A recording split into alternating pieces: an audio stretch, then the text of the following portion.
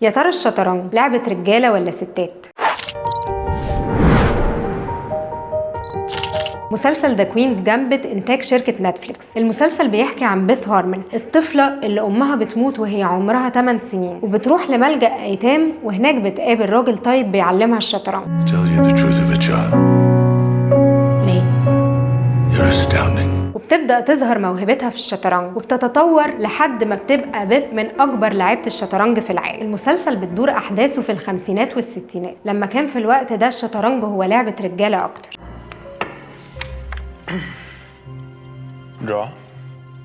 لكن البنت اللي كان سنها ما يعديش ال20 سنة كانت هي أمل أمريكا في إنها تفوز على الروس في كأس العالم. طفولة بيث هارمون كانت تعيسة بشكل ما، بس هي قدرت بالشطرنج تخلق لنفسها عالم تاني. المسلسل عن رواية ذا كوينز جامبت لوالتر فيليس. الرواية اتكتبت سنة 1983 ومن 1991 كانت هتتحول لعمل درامي أكتر من مرة، لكن كان كل مرة الموضوع بيقف لحد ما اتعمل المسلسل سنة 2020. مؤلف الرواية قال إنه استوحى قصة الرواية من حياة بوبي فيشر. بوبي فيشر كان طفل عبقري في الشطرنج لدرجة ان امه بسبب هوسه ودته للدكتور، بس الدكتور قال لها ما تخافيش يا مدام، الشطرنج ما بيعيش. وبدأت حياة بوبي فيشر مع الشطرنج لما اخته جابت له شطرنج وكان ساعتها ب$8. اخته قعدت تعلمه مبادئ اللعبة وقعدت فترة تلعب معاه، بس زهقت بعد كده. لكن بوبي ما زهقش، ده كان بيقعد بالساعات يلعب شطرنج لوحده، وده اللي خلى ان امه تتخيل ان عنده مشكلة نفسية، لكن الحقيقة انه كان مهووس بالشطرنج لدرجة انه ما كانش بيتحرك من غيره، كان على طول محطوط في جيبه. وحبه للشطرنج خلاه استغنى عن الناس كلها، ما بقاش اجتماعي بالمره. بيث كان عالمها هو الشطرنج لدرجه انها ادمنت المهدئات عشان بس تعرف تركز. بقت تتخيل لوحه الشطرنج بسقف الاوضه وتقعد تعمل استراتيجيات للعبه وهي ممدده على السرير. بالرغم ان بوبي ما كملش تعليمه بسبب الشطرنج، الا ان ناس كتير قالت ان كميه الكتب اللي قراها عن الشطرنج تخليه بروفيسور، وقرايه الكتب الكتير ومذاكره الاستراتيجيات اللعبه خلت بوبي بطل امريكا من وهو عنده 15 سنه. لكن الجزء الاكبر في المسلسل واللي كان متاثر جدا بحياه بوبي فيشر هي مواجهه بطل العالم الروس وانتزاع منه لقب بطل العالم في الشطرنج. الروس او الاتحاد السوفيتي بعد الحرب العالميه الثانيه بدات تصدر للعالم كله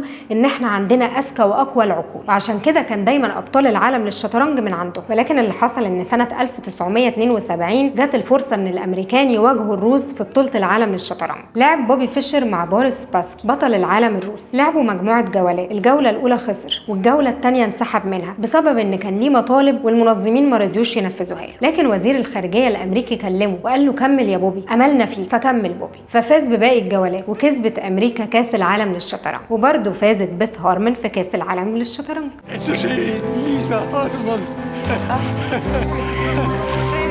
المهم ان نهايه بوبي بعد كده كانت مش لطيفه بالمره. بوبي اتجنن وبقى ليه افكار غريبه كتير لدرجه انه في تفجيرات 11 سبتمبر طلع في برنامج وقال اتمنى ان امريكا تتمحي من الوجود. عباقره كتير كانت نهايتهم غريبه. بشوفكم الحلقه الجايه مع فيلم جديد او حكايه.